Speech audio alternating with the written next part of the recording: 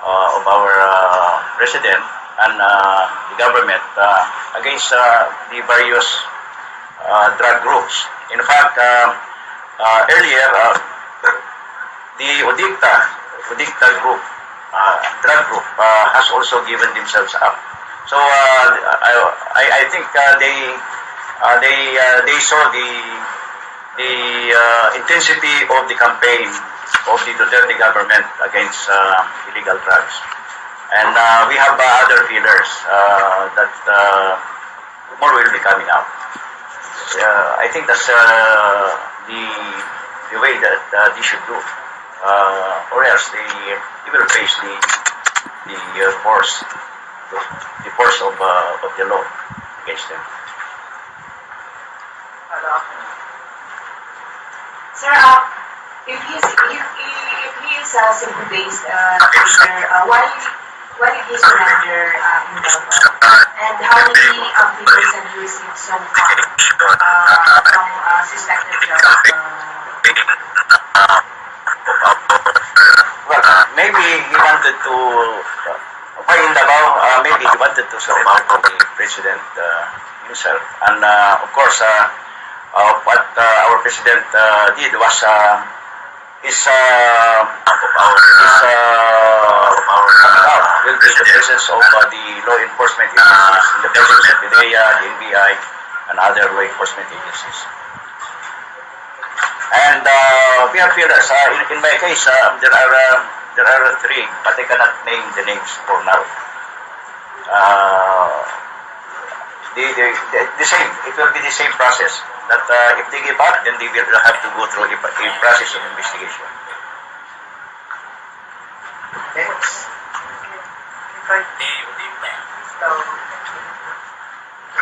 Morning, sir. After the meeting with the ALG and the MLS, sir, will there be a coordination or cooperation among MILF and campaign against drugging in the area of operations? Well, the meeting with the MLF, which was led by the ILB secretary, was had a positive progress, and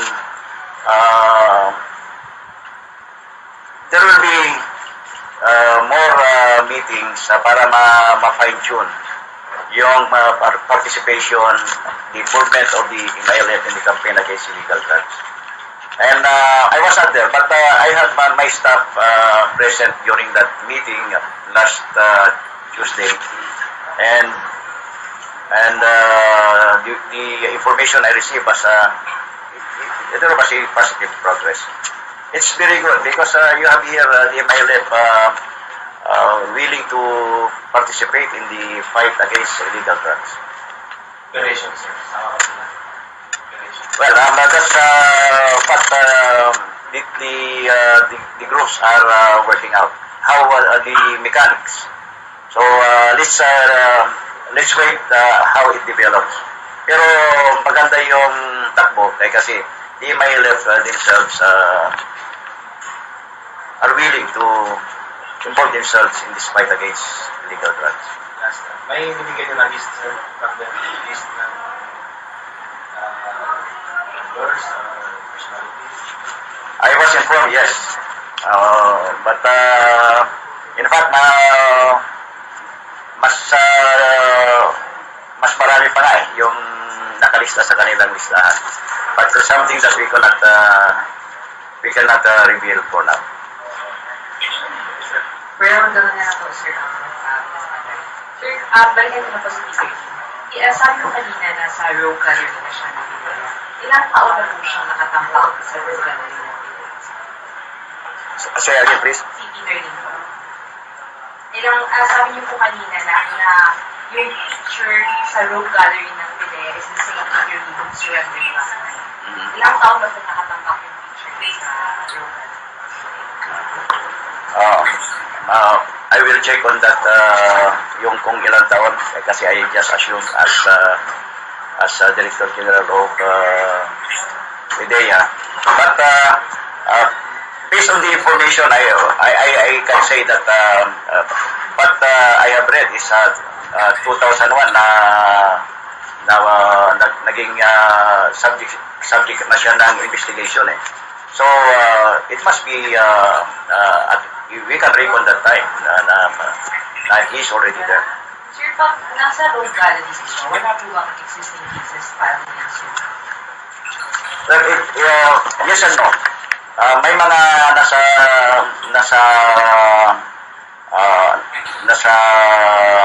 gallery, sa target list na may warrant of arrest na yung iba, and then yung iba naman are validated information, yung target list, and then subject to negation operation. So yung case niya, as we have stated earlier, is a subject of investigation.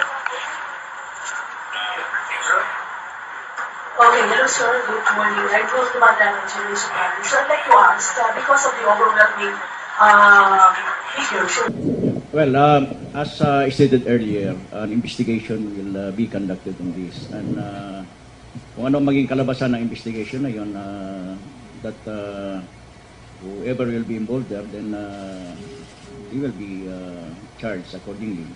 But as mentioned by Chief PNP earlier, na ito is a classic example ng involvement ng ating citizenry. This is actually the key to a long-lasting solution to our drug problem. While we intensify our operations against high-value targets, it should be coupled with hand in hand with the demand reduction aspect of the operation. Meaning, we address yung sa grassroots level, involve yung mga nasa baba at empower them. You know, we have 17 million who voted for President Duterte, and if we can transform these 17 million people to get involved in the campaign against drugs, then we have a very good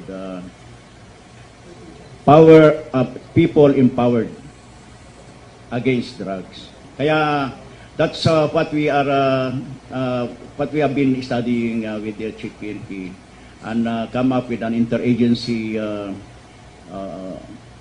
address against drugs, which will involve not only the law enforcement agencies, but also the interior and local government, the Department of Health, Department of Education, para ma-organize, ma-mobilize, ma-involve, ma-empower yung mga citizenry natin at the barangay level, at the grassroots level.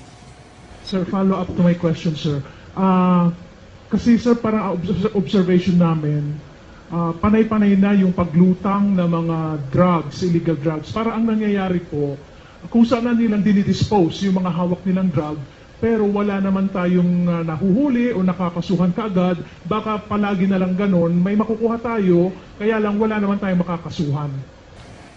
But we take it at the positive side, na may nag-report at we have an accomplishment in the recovery of these drugs.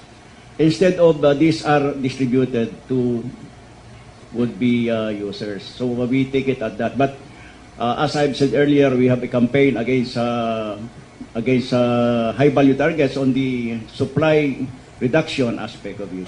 But this has to be coupled with the demand reduction aspect of the campaign against drugs. Babalik lang tayo dun, sir, sa recovery natin. Gusto namin ma-visualize paano nyo ito nakita, ano yung talaga kondisyon niya. And then, vacant lot ba siya, sir? May pag-aari ba yung lupang pinagbaunan? Actually, may marker yung ating informant. So, nung binigay sa atin, kasama yung ating taga Bureau of Customs, sila talaga yung naka-positively identify yung exact location ng nakabaon. And ito pong kulang to, isa to sa exhibit natin. So, So, yung parties sa our first exhibit, CUA, yung mga nakabalot. Nakabalot. Kasama po yung ice box. Nandiyan pala. So, nakabalot yan. Tapos dahan-dahan naming sinobel para makita natin isa-isa at maingat naming inangat. Kasi kailangan in the presence of the media, in the presence of that particular barangay official, hindi namin ito basta binunot. Nandun po yung barangay official. Kasama po doon ang Channel 7 and Channel 2. Sir, gaano kalalim yung hukay? Siguro mga 1 meter, parang gano'n. Sir, sa tansya nyo, gaano siya katagal ibinaon? And nakita ba ng informant yung mismong pagbaon? Ilang tao yung nagbaon? Nakilala ba niya yung mukha? Yun ay aming pinapalo up pa ngayon. So, ayaw namin i-divulge yung mga other essential information kasi baka ma-preempt ba tayo. But I think our informant has a good knowledge of those personalities. Ito po ay aming ipapalo up and hopefully we could come up with results. Sir, yung may-ari po ng lupa ay... Meron ba may-ari yung lupa? Sa ngayon po yung may-ari ng lupa ay ang local police po ng Claveria ay siya pong natask natin kahapon para i-conduct yung investigation, the background investigation of that person. Kasi medyo magagabi na po kasi nung matunto namin yung lugar at we opted to extricate from the area for security reason and at the same time to secure the integrity of this evidence together with the regional director of PDEA 2 and our customs partner and the provincial director of Ilocos Norte who provided us the media and other security forces kasi hindi naman po ito basta-basta. So, paano kung kami natsambahan doon? And alam naman po natin na medyo napaka-remote yung area near the seashore yun. Medyo hindi natin alam pa ang pwede mangyari sa amin. Yes, sir. Good afternoon po. Sir, Headway Stock syndicates were operating in Region 2, sir. At meron po ba silang mga policemen na possible na nagpo-protect sa sindikato? Ito napakarami po. In bulk yung shipment eh.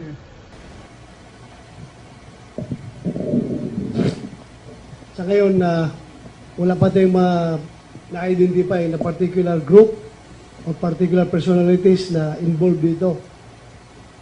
Kasi beriro pa yung information na dumating sa amin na ganun lang, may tinago doon as to the persons behind this shipment. Wala pa. Zero pa tayo. Yung may-ari ng lupa, first impression is talagang sasabihin natin na he has constructive possession over this shabu. Dahil sa lupa niya nakuha ito eh. That is why we task the chief of police to investigate this person, locate and investigate this person, yung may-ari ng lupa. Pero kung sabihin naman niya na wala ko ako dyan nung nangyari yan at hindi ko kontrolado yung lupa, so marami silang lusot, Kaya nga mayroong investigation na ipapasagawa natin para to determine everything. Considering na nung Friday pa lang naupo yung bagong leadership. Sir, tapos kailan po pinarating sa inyo itong info that indeed may mga nakabaon doon? Bago ka pa mag-assume? Bago pa ako nag-assume. Hindi pa ako naka-assume. Kaso lang, yun nga, Friday ako nag-assume. Pag-assume ko, inutusan ko kagad si Colonel Pero na lumakad papunta doon. So, malayo kasi. Ilang hours ang travel mo? Actually, 30 hours pa kami kabalikan ngayon, 30 hours na kami hindi pa nakahinga. Wala pang tulog.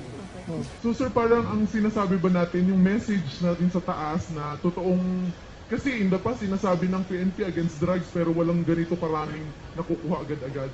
Are we seeing na mas maraming na talagang nagko-cooperate because yung message no is being felt and being heard na sa baba? sa community? Totoo yan. Talagang we expect some more. Baka mamaya hindi lang ito ang makukuha natin. Baka meron pa tayong Shabu Laboratory talaga na isusuplong ng taong bayan. Dahil marami na tayong impormasyon na nagsipagdatingan. There's a follow-up question from ABS-CBN. Sir, may reward ba itong informant natin? Sigurado. Sa ngayon kasi, yung reward na sinasabi natin, tungkol lang yun sa mga drug lord na mamatay, di ba? Pag patay yung drug lord, meron tayong yung international na drug lord, 5 million. Pag national level na drug lord, 3 million. Wala pa itong, pag ganito yung tipster, wala pa. Pero ngayon, sigurado ako, pagbigyan natin. Kausapin ko si Presidente na magbigay ng reward para dito, para gaganahan yung mga informant natin magbigay ng informasyon. Ang nagbigay po nito ng informasyon was not motivated by reward. Siya ay talagang motivated by his sheer patriotism. Ayaw niya na, isipin mo ilang bata masisira ang buhay sa itong drugs na ito, kadami nito, ilang tao mabubuang nito pag ito'y pumasok sa system ng tao. Very patriotic yung tao, nagbigay ng information. So napakaganda po, kahit na hindi natin sinasabi na may reward, ang tao kusa na lang talaga dahil sawang-sawa ng mga tao, gusto na talaga ng tunay na magbabago. Sir, good afternoon. Ang Soberano, sir, sa Bombo Radio, Philippines. Sir, tanong ko lang, paano po masigurado na hindi ito mare-recycle, itong mga nahuling droga? Well, as I've said earlier, we will process this and dispose of this as soon as possible. Sir, follow-up ko lang. Sinabi nyo kanina na may isang Chinese na consignee na ide-deliver sana. Ito na ba yung droga, sir, na ide-deliver sa Binondo sa isang Chinese national? Ito bang Chinese national, sir, high-value target din ba ito? That's, as to the particular person, hindi natin nakuha. Basta sinabi lang is, itong shipment na ito isasakay by land papunta sa Binondo. Kung sinong tao sa Binondo, hindi alam ng informant. Basically, sir, sa info ninyo, itong Chinese, bahagi ba ito ng high-value targets na tinutumbok ninyo ngayon? Wala pa kasi, hindi pa natin nalaman kung sinong siya. Sigurado kung malaman natin, titignan natin sa lista natin kung kasama, kung wala siya doon sa lista ng high-value target natin, idadagdag natin. Ililista natin doon para mamatay ang gago na yan. Okay, we have the... Sir, baka kay, kay DG La Peña po. Sir, sa PIDEA ang repository ng drugs. Tama po? Yes, sir. Lahat ng nakukumpiskang drugs. Sir, susunugin yan. Tama po? Yes. Well, but after a process, kailangan may proseso kasi yan eh. Kasi nga may mga issue tayo na nare-recycle yung droga. So, paano po, pwede po bang pag-dispose niyan ay gawin public? Yes, it will be. We will inform you pag i-dispose na ito. I will see to it na this will be guarded, na hindi ito, walang mawawala rito. In fact, during our staff conference this morning, this is one of those that I have taken up with our staff. The soonest disposal of illegal drugs under the custody of PIDEA. Okay. Follow up to that question. Kinausap ko nga si General Lapina kanina. Sabi ko nga, sir, in the absence, kung pwede na sana, in the absence of these procedural requirements for the disposal of this contraband, gusto ko nga sana ngayon, from here, baba tayo doon sa plaza, sunugin ko yan sa harapan ninyo para hindi na kayo magduda na i-recycle namin. Kaso alam, we have some procedures to follow. Kaya, please, huwag kayo magduda. Under General Lapena, he has been my boss for quite a long time. Alam ko kung gaano ka-stricto si sir dito sa droga. Walang mawala dyan. Not a single gram. Walang mawala dyan. I guarantee you. Kung meron man, papatayin ni General Lapena yung mga tauhan niya sa PIDEA na magnakaw nito. We assure you na this will be taken care of. One final question daw po, sir. Final na talaga. Because Highway Patrol is inviting you for the next. Sir, Last question po. Sir, sinasabi niyo kasi from seed, tas ibababa doon sa area. Kung ganito yung modus nila, meron bang consent dito or meron ding kinalaman yung mga LGU nearby? Kasi may sinasabi rin tayo na may mga patong din na LGU dito sa ganitong drugs. Kung ganito yung sistemang ganyan, kalaki yung mga shipment, tapos hindi nanonotice nung LGU, posible bang may kinalaman din sila or may patong nga dyan sa drug transaction yan? That's why this will be a subject of investigation. Ngayon, kung anong lalabas dun sa investigation na yun, then whoever they are, they will be charged accordingly.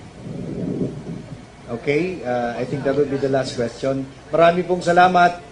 Palakpakan po natin yung mga agencies involved, the PNP, the PIDEA, the Customs, at yung pong ating SAP nasa likod.